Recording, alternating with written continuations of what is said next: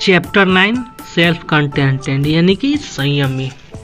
I think I could turn and live with the animals यानी कि इसमें कवि कहते हैं कि मैं सोचता हूँ कि मैं बदल जाऊँ और जानवरों के साथ रहूँ।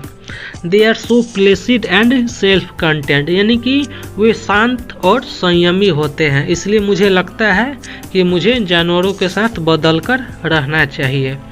I stand and look at them and long यानी कि मैं खड़ा रहता हूँ और उनको बहुत देर तक उन्हें देखता रहता हूँ, यानी कि लॉन्ग यानी कि बहुत देर तक मैं उन्हें खड़ा रहकर देखता हूँ। They don't sweat and wine about their own condition यानी कि वे अपनी स्थिति के विषय में कभी किसी दूसरों से शिकायत नहीं करते, यानी कि जानवर जिस हाल में रहते हैं उसी हाल में होते हैं और अपनी इस स्थिति का वे दूसरों से कभी शिकायत नहीं करते। They don't lie awake in dark and weep for their since यानी कि वे अंधेरे में पड़े रहते हुए जागते नहीं हैं और न ही अपनी पापों के विषय में वे रोते रहते हैं, यानी कि कवि ये कहना चाहते हैं कि जानवर है ना कभी भी अंधेरे में रहकर जागते नहीं है और न ही वे उनके पापों के विषय में सोचते हैं और वे रोते हैं।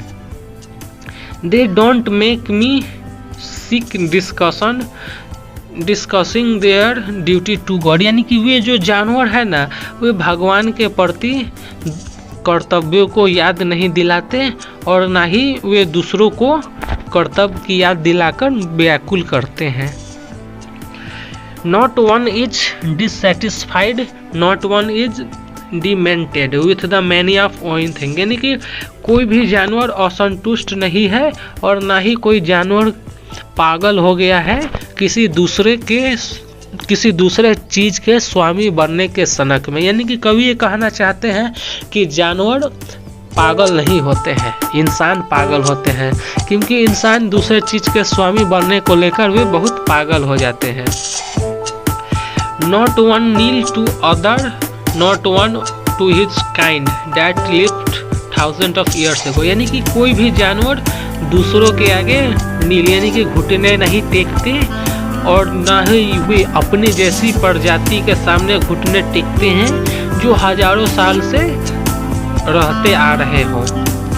Not one is respectable and unhappy over the whole world यानी कि कोई भी जानवर आदरणीय और अनहैप्पी यानी कि नाखुश नहीं है पूरे पृथ्वी पर। कवि ये कहना चाहते हैं कि जानवर मनुष्य से ज़्यादा सुखी है।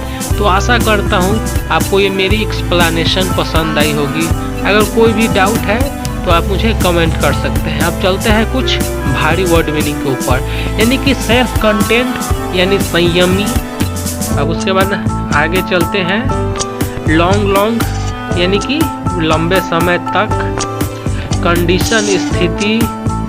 स्वेट एंड वाइन इसका अर्थ हो जाएगा चिंतित या शिकायत। Sweet and wine. अवेक यानी जगना। सिंस यानी पाप। वीप यानी आंसू। सिंस यानी पाप। अच्छा, सिक